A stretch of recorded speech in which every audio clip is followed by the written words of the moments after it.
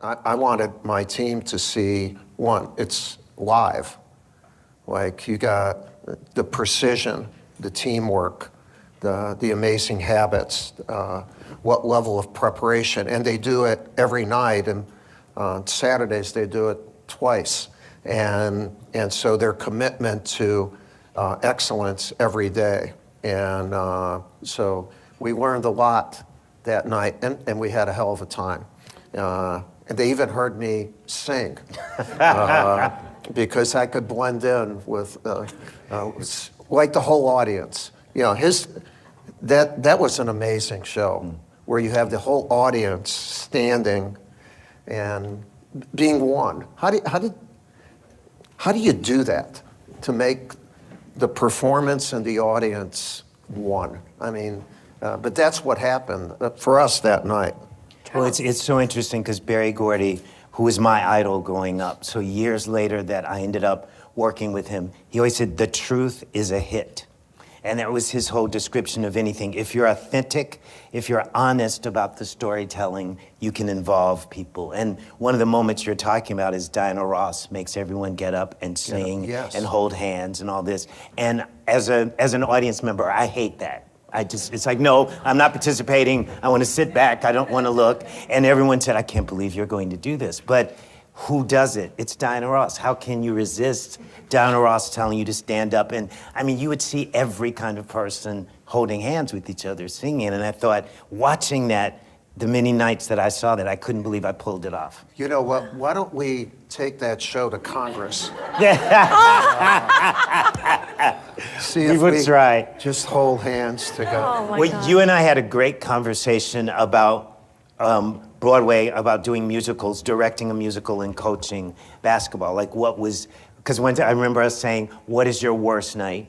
And to me, and like, what is your best night?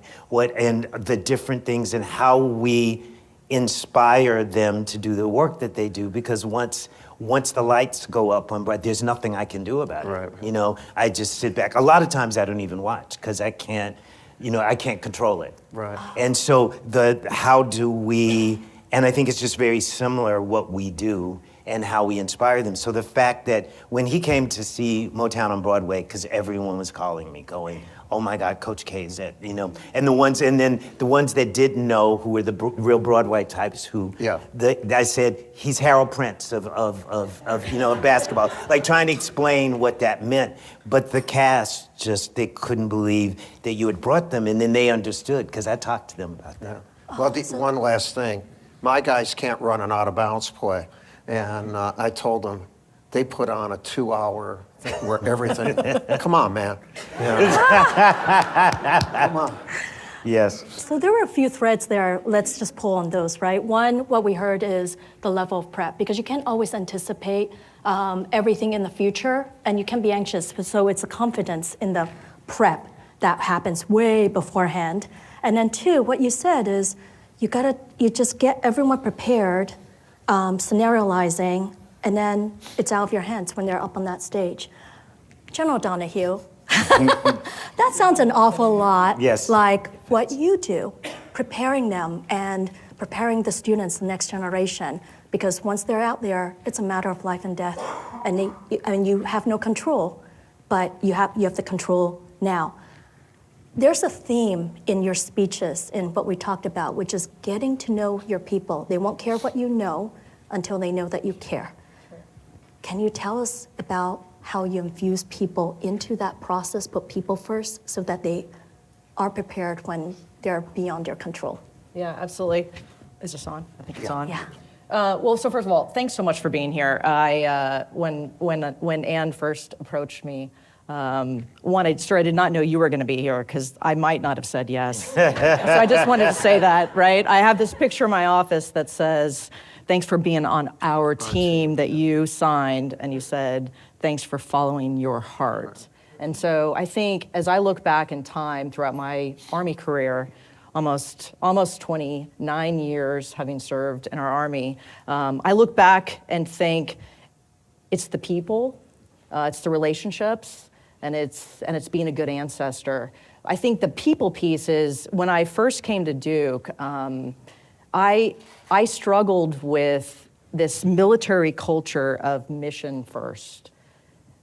I took a public policy class actually my senior year here, and it was a class on how women lead.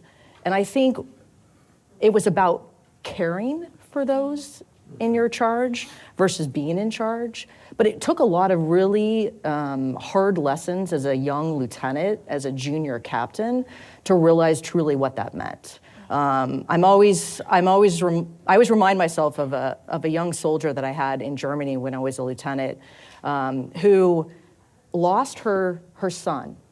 He was a 9-month-old son who essentially died of SIDS, really, at the time, right? But I failed as a leader to truly understand where that soldier was, where she was, where Special Pink Staff was in her life journey of being a mother. I was very much focused in on congressionals that I had received. And so you sort of pivot and shift away from focusing on the higher entity who is telling me what's wrong with this soldier versus truly looking at that soldier to understand what is going on in their life. And so on the day that this young 9-month-old died from really lack of getting the true access that she needed and that baby needed, it was the day of my promotion to first lieutenant. And I always remember being sort of directed by my battalion commander at that time, who, you'll be at your promotion ceremony as opposed to being there for that young soldier. And so for me, it's about taking care of those in your charge. I've always felt like I needed to walk along and show that compassion. I think I've carried that forward. One of our former chiefs had sort of this mission first, people first mentality. But I think for us as an Army, it's really about leading those to find growth and potential in others, finding your heart, and just really truly caring about the people aspect of what we do. And then I think it's about relationships too. And then I think it's about being a good ancestor. And so as you talk about the futures piece of what we do, I really try to get out there and focus in on where we're headed with Army sustainment and unburdening those units from just demand reduction techniques and things like that. I mean, we have truly burdened our Army force structure. And so just trying to figure out where do we go, experimentation, all those other things. Thank you so much for sharing that story. You said the truth is always a hit, and that was a true and authentic story. Let's just pause here. I know I've looked at who's going to be in the room today, and I know several of you are here because you're thinking about transitions, and life is a transition play, right? Several of you are here because you're leading teams, or it might be you are taking things to the next level. How often in this world do we think, wow, let's focus on like the checklist of things I need to do. Oh gosh, I got this deadline to meet. I gotta hit these things. When so important, look at this room. We're here with each other. Are we going to take advantage of being here with each other and reaching out to the friends and families? Can we talk about resilience a little bit here at this point? Because I think it's a tough world out there right now. And I think for people who have great ambitions for society and for oneself, there are days when you're going to feel like you're letting everyone down. You just want to down a bottle of NyQuil so you can fall asleep, hypothetically. Never happened. Or you're just like overwhelmed and you feel like you're never going to catch up. What advice do you have for those of us who are going through those type of days and getting to the next moment? Because we have to if we want to be able to do good, right? Well, your choice is either to stay in whatever crap you're in or get out of it. And to me, it's an easy choice. And so resilience is really taking advantage of whatever bad is happening and look at it as an opportunity to change what went bad and maybe get better. So about midway through my coaching career, I came up with a little formula for myself. I still have a pretty good temper, and I have God gave me the ability to get angry, and anger's good if it destroys bad things. All right, so, but sometimes when you're in those situations, you destroy good things. In other words, you, as a leader, something happens and you're alone. In my younger days, I might throw something against the wall or yell and say some words. And then I said, okay, the longer I'm in that, the longer I'm not doing something good. So I call it a 4-step process. The first two is self-talk. So I would say to myself, I believe, I believe in me. I believe in me. I believe in my team. And repeat, and I'd look in a mirror. Look, I'm not making this up. I actually did this crap. And I got to a certain point. Then the second thing is God's good, and He gave all of us an opportunity to have one thing that we're in control of, our attitude. Like, if you have a bad attitude, that's on you. You have a great attitude, that's on you. It's on you. So I would say, I have a great attitude. I have a great attitude. And then the third step is to look at what went wrong, and it's called preparation. And the ability to prepare to win is much more important than the will to win. And sometimes, in order to win, you have to get over something bad. And so you look at what went bad, you take responsibility, you hold people accountable, which is not alive and well right now, but it's part of the process. And then you go to the fourth thing, and that's execution. And when you execute, you find out, hey, that'll never happen again because of what we did. And usually you might learn something new that would help if as a leader I had better vision. and so that's a 4-step process. I still go through it. I don't have a team that either achieves or screws up or whatever, but I still do it. And you know what it does? Resiliency is really just, you're in control of who you are, for crying out loud. Come on, man. Come on. Show up. And I learned that at West Point. To have so many great military leaders here, going to West Point, whenever you got knocked back, you got up. And because failure was not your destination.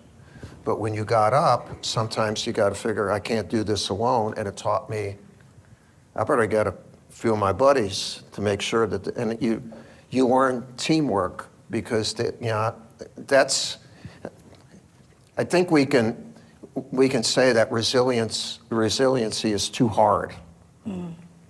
Like, where instead of saying, no, it's expected. And what you're doing, and you don't want to put on anything where someone in your group is saying, oh man, I can't do that. No, we hit something and then we come together and it bonds us. Now, we don't want to keep doing that, but I think it's an opportunity. And it's an opportunity to show the character, your individual and collective character, and then build on it. So I think it's a building block. You just don't want to do it all the time. That means you're screwing up somewhere. But that's, from an old guy here, that's what I did, and I still do. Thank you. General Donahue? So a couple of things. So I guess whenever, the Army basically mandates that we do physical fitness. And so whenever I'm having a bad day, or whenever I wake up and know, you know what? I look at my calendar the night before and I'm like, oh, what am I doing tomorrow? This is going to be crazy. Get up, go for a really long run, and think, right? And think through, how do I make a difference in someone's life today, right? I mean, I sort of get charged over being a giver. And so, how do I approach that? So one, from a running. I run. I like to build cohesive teams. And I think through that, I mean, part of our rituals that we do, whether it's shared hard experiences, and so I mean, we do national training centers, and we go and we train hard, which then means that you have that bonding experience where fail again, fail better approach. So I think that shared hard experience out there really brings us together, and I think that builds resilience in teams as well. And then I think just again, right, like how can I like every day I want either to receive a note from someone who I've touched in someone's life, right? And even this morning as I woke up, a former officer of mine sends me a note and says, I just got hired for this aide position. I just want to say thanks so much for everything you've done, right? So it's those things that get me up in the morning, that charge me, and then I come in and you surround yourself with really good people, right? You always say get on the right bus, and so are you on the right bus? Do you surround yourself with the people that you want to be around every single day, who are also going to take care of you in return? I used to always joke, and I promised General Dempsey that I wouldn't bring him in, but it's funny now. It's funny now as a just the pace of our schedules, the pace of our travel schedules, what we do for our Army, and the pace of where our chief is trying to drive us from a change perspective about how are we building war-winning readiness to meet those threats. I mean, the world is a dangerous place if you haven't checked the news lately, and so how are we building that future Army out there? But I used to always sort of joke with General Dempsey when sir, tomorrow this is what you're doing, and in my mind I was like, golly, how does he not remember what he's doing tomorrow, or what he's like, sir, you have to wear X, Y, Z, Deanie, this is what you need to do, blah blah blah. And now I look at like the team around me, and I'm in that same mode now where I'm like, what am I doing tomorrow? Like I am now, sir, I know you. Deanie's done right? that for And almost 50 years. Sir, but the secret is I used to help Deanie as well. Yeah, exactly. So, but the point is I'm now, sir, I'm now you. I now don't know what I'm doing tomorrow or next Exactly. week. And but that's the result, right? great, And so yeah. again, you build the team around you that you know is going to take care of you, and that also then brings resilience Right. to you and your team members as well. I had a student one time come to me and said, how do you do this every day? How do you come in with this energy and this life and this? He said, do you ever doubt yourself? And I said, every single morning. Every single morning you get up and it's the mirror. How do you do this? And the gift I gave myself early on was that the pursuit of the goal was far more important than the goal. That the work, that doing the work it was really imperative that I did the work. And whether it failed or succeeded or what if someone's opinion of that work was, I had to feel I did the very best I could do. And that's the way I sleep at night. That's the way I realize I did that. And you were saying something earlier. And in that, I have to make people comfortable to do their best work. You have to give them the foundation, the room where they will do whatever that is, where they feel the freedom to do that, and not to think about, oh, I've got to win this Tony, I've got to win this Emmy. That's a dream, that's fantastic, but the idea of the work is the most important thing. How do you tell that story? How do you make that happen? So that's the way I function, and I don't run, but in the gym. I wanted to do the gym, but that's impossible. 8:30 this morning, that was impossible. So I'm right with you yes. there. So do you see what's happening here? We have 3 leaders who are wired very differently, and they gave very different answers, right? So that there's no one path. You have to experiment, be a scientist, and test out what's right for you. So from Charles, it was about the pursuit. It was about the work, the curiosity, and then removing obstacles. I mean, there's some themes that we're here, removing the obstacles for people so that they can flourish. And that's where your joy comes from, seeing something come to life. With General Donahue, it is, all right, there's the physical, because we know the psychological battle that's going on up here. It's also a neuroscience battle, right? There's brain chemistry. Science has shown that when you exercise, you just get better. Maybe it was from watching Legally Blonde. When people exercise, they get endorphins, people get happy. But anyways, I'm sure they drew on some it you? scientific research. I love that movie. Sorry. And also She's this. looking for, I think, another replacement. And then also this idea of people, right? Like I think we are at our best when we're surrounded by people who want to see us flourish. You have that through General Dempsey and others who have helped you along the way. And we are our best when we help others flourish. And that's where you get your joy from, right? And that's your resilience. And then coach, the way you have structure, you have frameworks. I mean, you're like a jazz song. I love that about you, or motion offense in those terms, basketball terms. I can't believe I'm using basketball analogies, but yay, progress, right? But the structure of looking at yourself in the mirror, the truth that you tell yourself about yourself will become the truth. What you tell yourself about yourself will become the truth. And then to be able to say, what can we learn? I mean, there's an element of curiosity. There's an element of learning from others, learning with others, engaging with others. We are better as teams and as communities. That's why this isn't a one-on-one conversation. That's why this is this in this room. So with that said, I did promise. Can I mention something about what you were talking about, and what you're talking about? It's when you form a team and you empower them. Yes. You don't delegate. In other words, anybody can do what you tell them to do. But if they do what you need to be done before you tell them, it's the ultimate thing in empowerment. And that's what I heard both of you talking about, how you empower the people around you. And it says a lot for my friend Marty. He allowed the women in his life to empower him to be better. But empowerment is a hell of a lot better than delegate. And I hate the word delegate. Empower means that the group you have the honor of leading owns it. And ownership is key. Like if it's yours, you'll fight for it. If you're renting it or just doing what someone says, the empowerment people are going to beat the delegate people. And you two so beautifully expressed that in what you just went through. It got me excited that to see it done, and it can be done anywhere. Right. Yeah. Thank you for that, Coach. Yeah. So let's flip it to you. We know what we think. We want to know what you think. Questions? Yes, do we have a microphone? Let's wait until the microphone.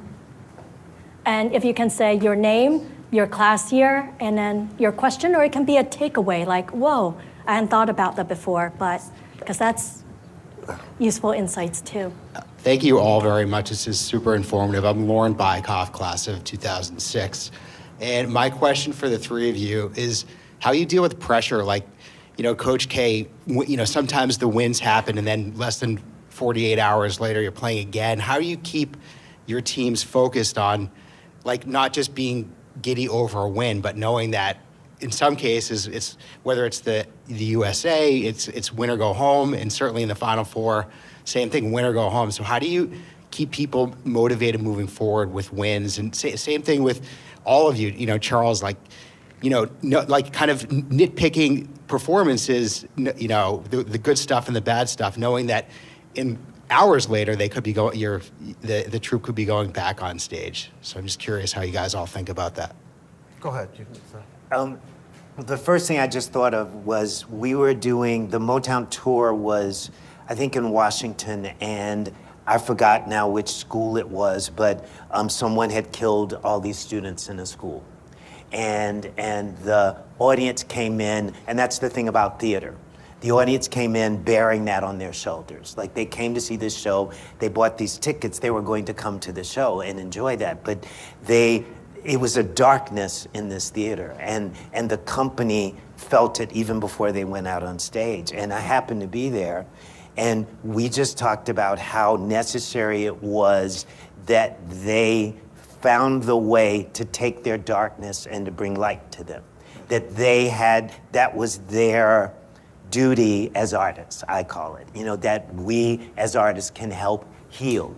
And so in that healing, you have the days when it doesn't work, and you have the days when it's spectacular, because every day is different, every audience is different. So you have an opening night that's spectacular, and we were talking about this one time. The night before opening is the worst show. Don't ever see the show before opening night. How do you find that resilience to do that every time? But you realize the gift that you give, that the people came out of that theater differently than the way they came in.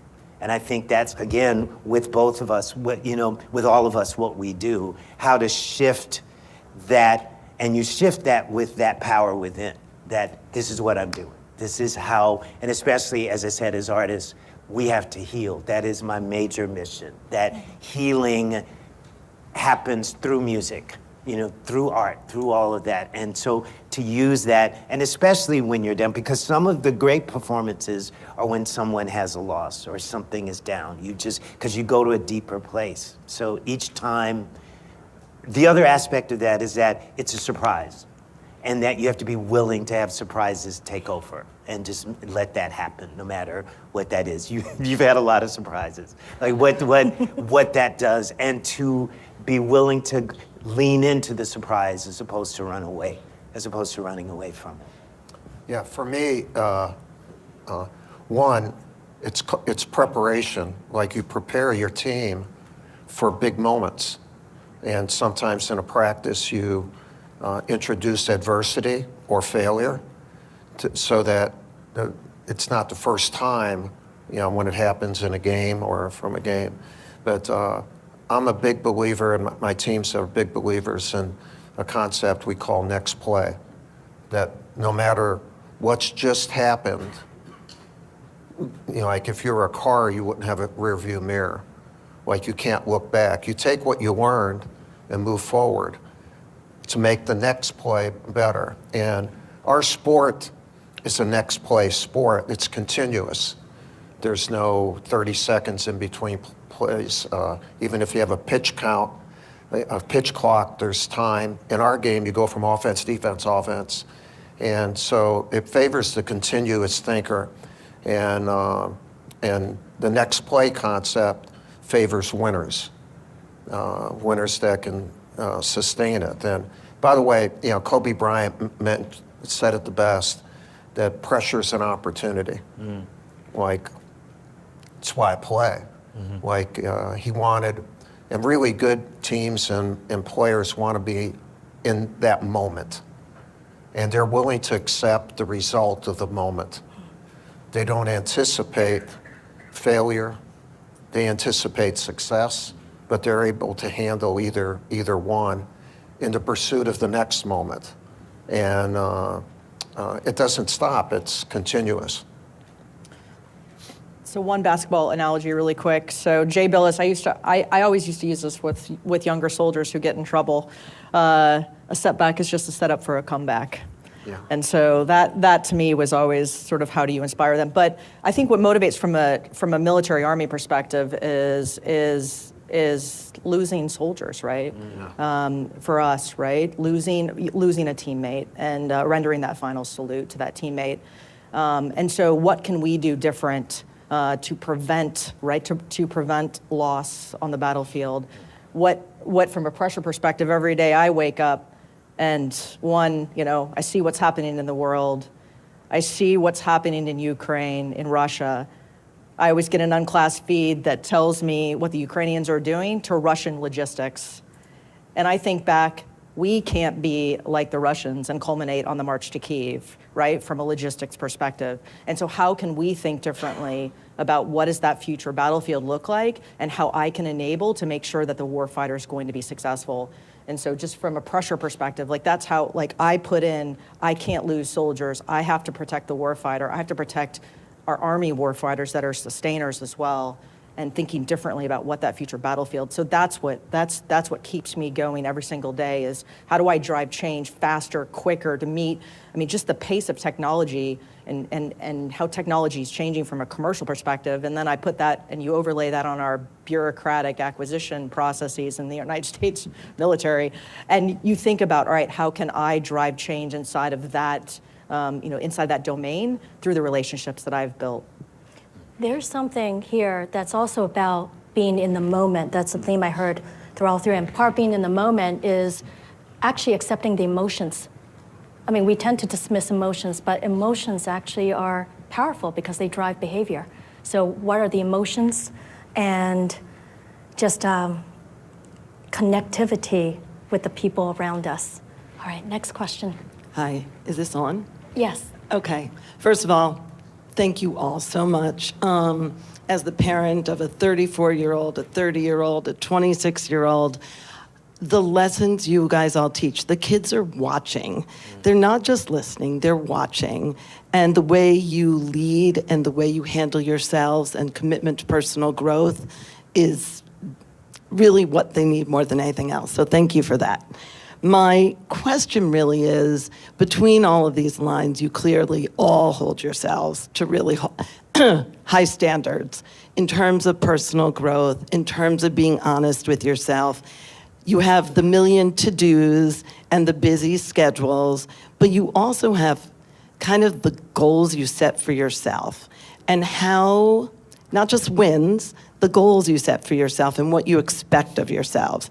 How do you avoid, each time you think you get there, notching it up to the next level? So you never kind of feel, all right, not that you can't do more, but all right, little pat on the back, not just more and more and more. I'll go. Just for me, I'm curious. I'm a lifelong learner. I'm 77, and I feel like there's still a hell of a lot to do, and I want to do it. And and why would you change who you are? Because of what you've done. And so if you stop, you're not going to be who you are. J.J. Redick, who's got a pretty important gig right now with the Lakers, he spoke to our team one time, and it was beautiful what he said. He said, "I'm always becoming. I haven't become. I'm always becoming." And I would. That's kind of what my mantra is, to keep becoming.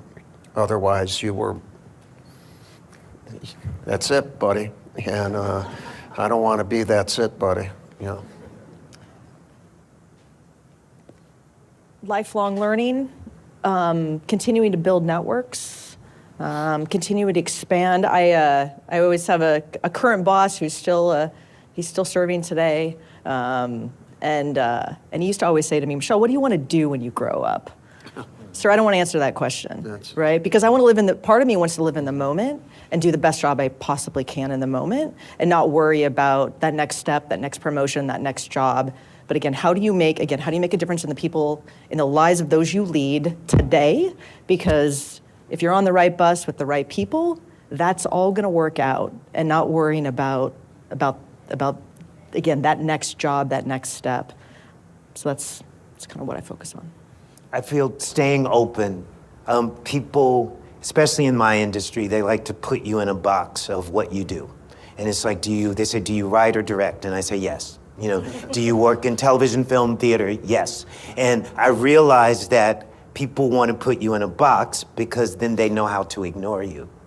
And you need to, I refuse to be ignored. I refuse to not let my voice be heard. And I may fail in that, but at least I will do that attempt of trying to get that message across. So I think being open to whatever comes and whatever happens. And you were saying something earlier that I completely relate to when we were speaking outside about being willing to say you don't know something.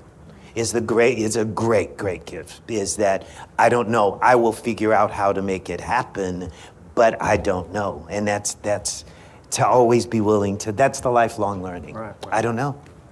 You like surprises. I do. You like surprise, and true joy really comes from surprises, because if everything meets expectations, it's not as much fun, is it?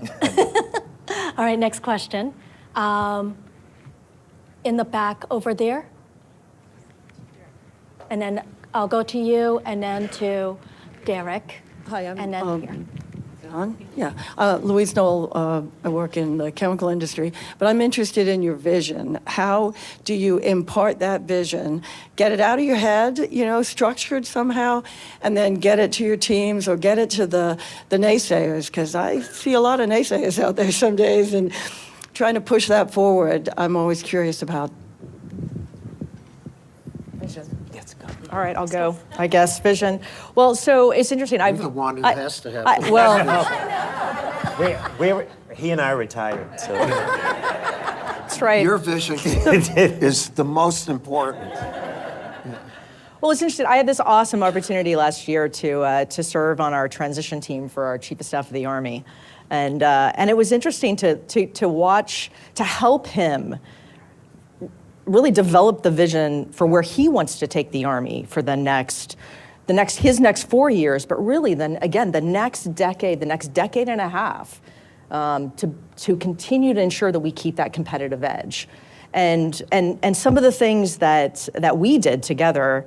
One, we went up to go see Mayor Bloomberg up in New York, which was pretty amazing and fascinating to go talk to him, because part of our struggle in the Army is that we have this, and I'm sure most institutions and most companies, is you have this frozen middle that doesn't like the idea of change, the idea of a future vision, and so one, it was interesting to hear Mayor Bloomberg, just how he sort of drove change in New York City about meeting them where they were, right? Going down and actually finding the frozen middle and finding the middle management out there to then, and we went back to Cotter, right? How do you bring consensus? How do you build coalitions? And that's essentially what our chief did last summer with each of his 4 stars, each of his ACOMs, to empower them. Hey, tell me where you think we need to go as the Army.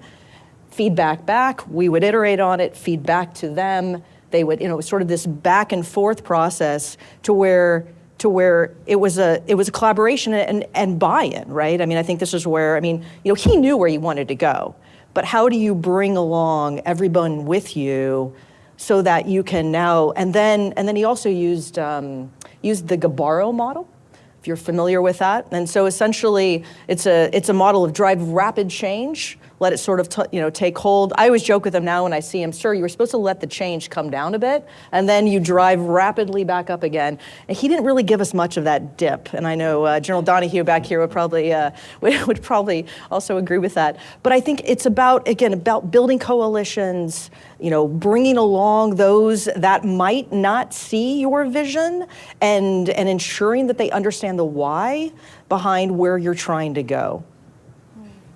I think it should be shared vision, not one person's vision. So when you have vision, you get input before your vision. It's shared, and also by sharing the vision, you're able to know the pitfalls that might be ahead of you and eliminate them before you put out your vision. And so I like to call it shared vision. Can I add one more thing really quick? I just thought you have to over-communicate. Yeah. And you have to continue, right? He still is, right? We've got these, what he calls 4 focus areas for our Army, and he's still every day, I just heard him yesterday, he still is talking about it. You have to continue just to communicate and communicate and communicate so that eventually that vision becomes a shared Great vision. point. In every business. In every In every business, business. absolutely, in every business. Yes. Your method of communicating, is it only, because we're multimodal, right? Is it only words, or is it visual? Is it Because I see you using so many different senses to communicate. I'm just curious. I don't know what you're going to say, so I'm just throwing you a question. For me, I mean, I love every art form because each one's different. Yeah. Television has very specific, really about, well, theater's about the words, right? And what that is that's live. Film is image. You know, television is how quickly you can do something. It's a very different aspect. So each of those you use one from, you just select something from each pile and say, oh, how this applies to this. This is, how do I work on this? How do I use this? So everything has a different approach for me. And again, about being surprised, I want to say something because I don't want to be sure I do this. When there was a leadership forum I came to several years ago, where General Dempsey was singing at the, that night, and it was just this, We should get them to do a duet I think sometime. they need Settle to sing. down. These Settle these down. performers, this. I was really bad. He was really They were good. singing, and I had this real. When you talk about what you do, I was working on a TV series at that time, and I was in this room with all of people I'd never experienced before because I realized that as a black man, I equate the Army with the police. Yeah. And it had never occurred to me. I never realized it, but I had family members in the Army. I've been around it, but I just realized in that moment in this room that I had equated that I had literally conflated the police and the Army, which completely are, and I learned by seeing so many different people and the women that I met that day and who I talked to, it just disrupted this whole energy. And so I'm working on a television series about a female, I guess she should be a general now, but a female, a woman who decides to go into the Army, who comes from a very privileged background and ends up going into the Army, and the family goes crazy, and it's just something that I've never seen before. And being around all of you completely changed me.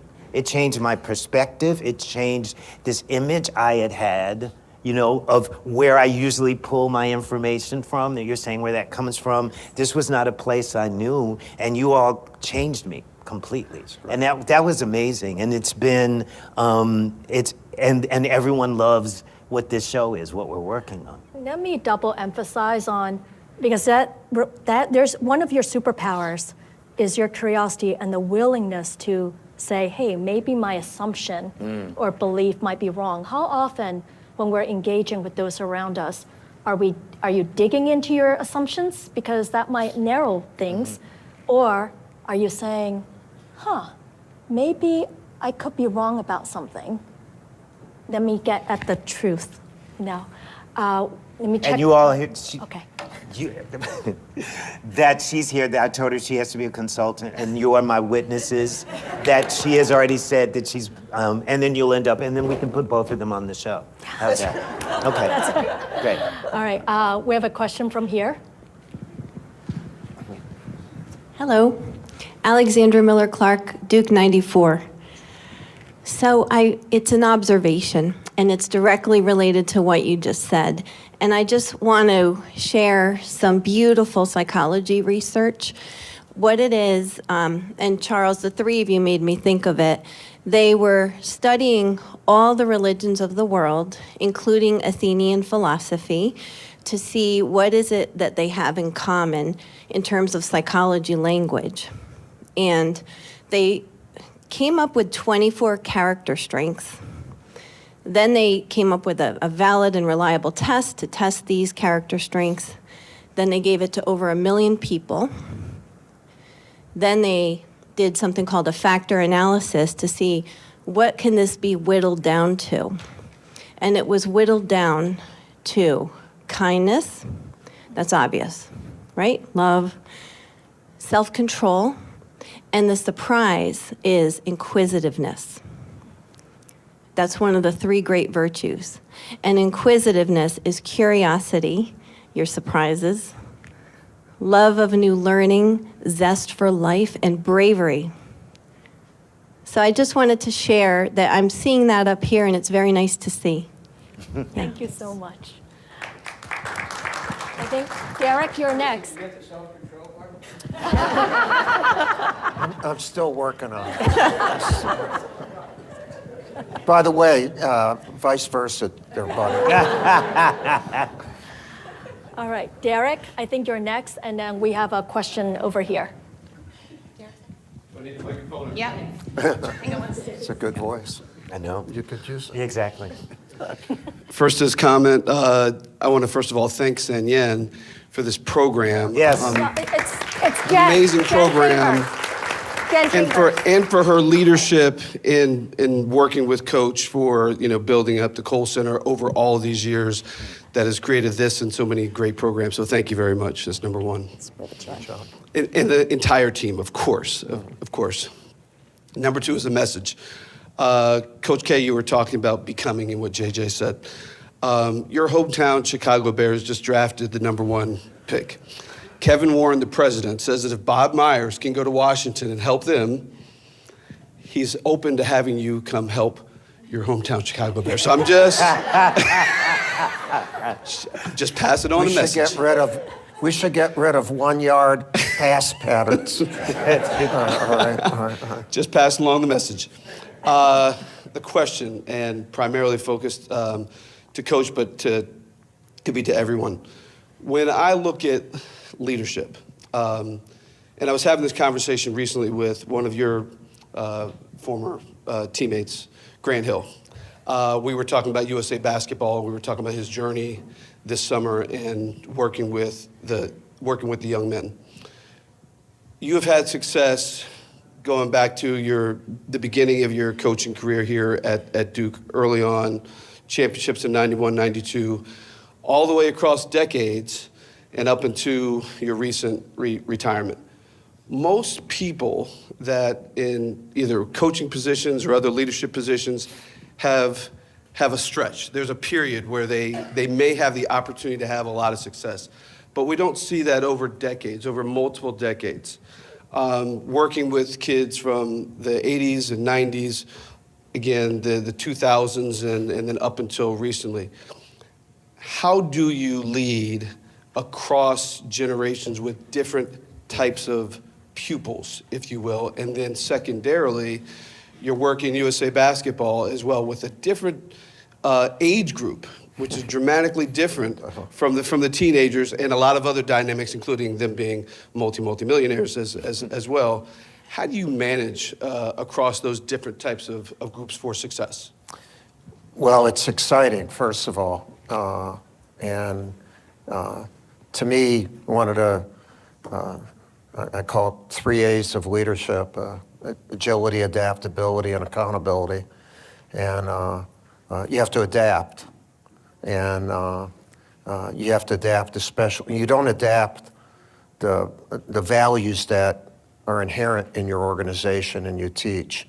They never change. They're, the Army has, I think, 7 values. We had 7 values in our program: integrity, courage, respect, selfless service, loyalty, duty, and trust. And but God has been great to me.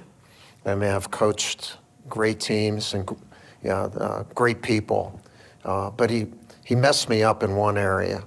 The guys I coached stayed the same age, and I got older. And I don't know how the hell that happened, but it happened. And so I probably adapted 15, 20 times. Same thing when I coached the U.S. team, and how you got your points across. And but you know what? That helped keep me young. I was always around young people. And so communication, I think, is the main thing. And you have to try to still have a Nike contract, so you don't wear what they wear because you won't look good in it. And but you wear, you're in still, like at one time at practice, a couple of years ago, a guy said, "Coach, your feet are hot." I said, "No, they're not." And because I was wearing good shoes, and so you stay current. And with the last couple teams I coached, what are the attention spans of the group that you have? And do you need other voices, not just your own? I think where we're at right now, people get tired of one voice, and especially if that voice talks too long. So I condensed a 20-minute talk to 8 minutes, show pictures, that helps.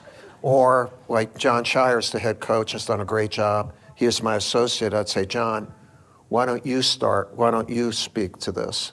And then I'd sit in the back and I might interrupt him, but they'd have to turn their heads. And they would always remember when they turned their head. So different ways of communication. And I'll throw out real quick, it's good to ask your people, like I might know, your children's names when they graduate and all, your anniversary, and all that is cool. But if we're on the same team and I come up to you and I say, what do you think about what we're doing? How do you feel? I call them 2 force multiplier questions. What do you think and how do you feel? As soon as I say that, it hits you right here. And so then you give me now, if we can develop a culture where you say that without me asking, I become a really good leader. Like a lot of people feel leadership is someone who can solve problems. The great leaders don't have problems. There are people around him, give them information that, hey, watch this, be careful about this, or here's what I think of. And then the problem never occurs. And in this day and age, communication is very difficult because people have different work schedules and you don't have, Zoom only takes you so far and emails and whatever. You need the personal touch. So, I love that. I love staying young. I tell my wife all the time, our goal for as long as we're still on this planet is never to enter the old room. All right? I don't want to go there. I want to stay in the whole house. Don't put me in the old room. And my daughters have been pretty good about allowing that to happen. But the communication aspect is huge. And to know your people, right? Yeah. Like know who you're leading. And so it's beautiful, really. Being a leader is the best. It's the best. There's nothing like it. There's something, I want to pull a few threads there because we're in a multi-generational workforce. And when you talk about communications, we think about communications as one way, but what they're all talking about here is it's two-way. And I want to draw on, after watching you for 20 years and learning from you, yeah, it's been that long. Cole was formed in 2004. One tactic I recently used was how you use music. Because music, the one thing I learned from Coach K that really resonates is it's not enough for them to know it, they have to feel it and they have to believe it. And so that's why he's saying, what do you think? How do you feel? That feel is so important, that emotions. And you draw music. So you used to listen to the music that your players listen to get in their heads, right? Mm-hmm. So I was having, as a mom, my kids are 14, 13, and 11. And I was trying to, 13 and 11-year-olds don't really talk to you, especially if my 11-year-old is a boy. So I thought, oh my gosh, I'll pull my Coach K playbook out. So I said, can you make me a playlist? So my 13-year-old makes me a playlist of 100 songs. And wow, I'm like, oh, there's musicians I never really know about. Let's talk about that. My son was like, well, if Shard's gonna do it, here's my playlist, Mom. It had like theme songs from The Legends of Zelda, the theme song from Marvel, and Connor Price, who's a rapper, who is a collab. And I didn't know that's how he thought. So that's a tangible technique you can use. Ask them for their playlist, ask them, and listen to what they're listening to, and then saying, well, why are you excited about this? Something I learned from you, Coach. Let's say going in the back there.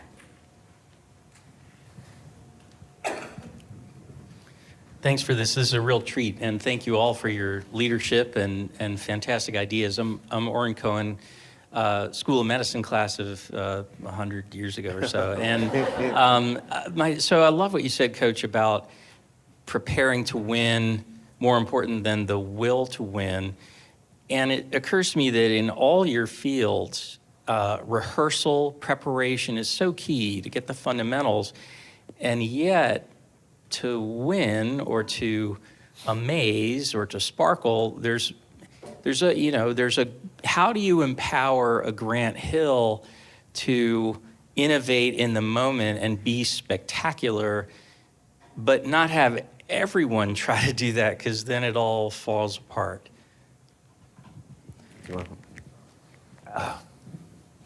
It's easier when you just said Grant Hill for me, because they allegedly have lines that they're supposed to do and say on stage. You know, there is a script that they should follow.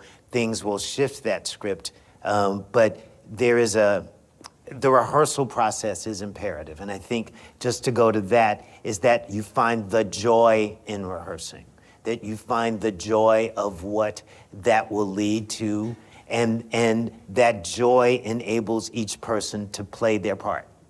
That each part, they always say, you know, there are no small parts, you know, but that each part is imperative, and what does that do? And that, I think, as a leader, you have to instill that in them, in that room where they're becoming comfortable, where they're discovering, and where they're collaborating. And that's the other aspect. Collaboration is imperative. And to having those, that's how that prepares them to do whatever is thrown at them. And I love what you said earlier about, in a way, it's not, you didn't say, but it's preparing for the failure or preparing for the adverse thing that will happen. Because when you are live, you don't know what's going to happen. So being prepared in the room does that. And also for us in our business, especially in difficult projects, how you leave that in the room, that you don't take that with you. Like you leave a very difficult role on stage, something so it doesn't interrupt your life, that it doesn't take away from that. So it's making them, comfortable is just the best word. It's getting them to be comfortable in that realm. And as a leader, you have to find, whether it's listening to the music, how you talk to them, their families, all of that, how do you make them comfortable? So I think I always come back to a definition that I stole maybe from a leader in this room on trust. And so this you think of it as a simple math equation: intimacy times connection divided by risk equals trust. And so I think for us, when we think about like the why behind what we do, right, I'm not telling someone the what and the how, right? Because one, I know those leaders. I understand what makes them tick. I understand their families, their background, who they are, what drives them, motivates them. And then from a risk perspective, I can assume a whole lot more risk, and that trust goes up. And so I think, this is where I think being a logistician, which I didn't realize we were both pre-med and chose different routes. Yes. But I think being a logistician, which is very neat, is because there's a bit of art and there's a bit of science. And to me, being a really good logistician is more art than science. And so if I can ensure that my leaders that the leaders below understand that, hey, here's what I need you to do, the why behind that, from a failure perspective, I'll underwrite all of that, because that's just risk that because at the end of the day, I know you're gonna meet that. It's funny, even General Donahue was joking about the two of us met over in Europe, and having come out of a sort of special ops background and all things sustainment over there, and sir, I got your back, right? Like, we're gonna make this happen across Europe, sustaining all Army US forces over there. Don't worry about it, I've got you. Because at the end of the day, I understood his why about what he needed his mission forces to be able to execute. Okay, real quick, I was not pre-med. I'm Catholic. I had to go to confession there for just a second. But like in performance, for me, you give a certain amount of structure, but I never wanted a team to put a ceiling on my team. Because they wouldn't develop anymore. They would develop up until that ceiling. So I got a Grant Hill story. So Grant Hill was really the most talented player to ever play here, probably in any sport. He was that good. But he's really humble, and he didn't want to assert himself. So as he was growing as a player, and ask him, he'll tell you this is true. At a timeout, I said, you good? He said, I'm good. I said, okay, TV timeouts every 4 minutes. I said, for the next 4 minutes, every time you touch the ball, I want you to do something with it. He said, what do you mean? I said, do anything you want with it. And at the end of the 4 minutes, people will say, man, I didn't know Coach K could teach that. And because I couldn't. You can't teach every bit of human behavior. You can teach up to a point and give a foundation, but then the excellence or the spontaneity of talent goes to another level. And I get chills thinking about it, because then I said, holy crap. And then when he come in, I said, I didn't know you could do that. And the thing is, now I expect you to do it Yes. all the time. Exactly. We're going to add that to the performance, Grant, Exactly. Oh, and saying that too, each person is different. Yeah. Each person is specific, and it's your job to find out what that specificity is. It's your job to teach him how to touch that ball. He will touch that ball you want. I think when I see performances and they're very rigid, I know that the director had them do very specific things that they told them. And what I always want is that you discover within that. I give you the tools, but you have to make it your own. And again, in any business, that must happen. When Motown happened, I said, please do not copy any of these. You cannot be Diana, Stevie, Michael. You can't be them. Find their essence in you, and that's what you have to do. You have to entertain us by using how you feel when you see them, when you hear them. But you can never be that. You have to just be you. So. I want the speakers to be able to have time to get off the stage and engage with you for a little bit before they have to head off. And so let me just summarize here, and then let the room just play, right? So 3 things that I'm hearing throughout this. 1 is the word ownership. 2 is this idea of responsibility to and for each other. And 3 is this idea of legacy, what General Donahue had referred to as be a good ancestor. So on the ownership part, it's this ownership, accountability for who you will become, who you choose to become, and also taking joy, the attitude, taking joy in the preparation and embracing the surprise. Because that's where real joy comes in, right? And then this responsibility to and for each other, what I heard in there was empowerment. Engage with your people, have them engage with each other, let their voices rise, and co-create with them. And when you get to know them and they get to know you, that's how you're signaling and communicating in multimodal forms, depending on who it is that you're engaging with. That's when you can really unleash that individual potential in ways that neither of you probably ever had anticipated, like you with Grant Hill. We have to care for each other. That's where resilience comes from, is with each other. And then legacy, when you have ownership across the board, when you have empowerment and co-creation across the board, not only can you be ready for anything that the world might throw at you, but you're building for future generations. I mean, everything that you're talking about here, development in others, I know how you mentor so many. You mentor. That's about building for the future. And General Donahue, I remember a speech you gave in which you quote, "We need to plant trees that we may never see the shade of, be in the shade of." And isn't that beautiful? Isn't that beautiful? So we'll end on that.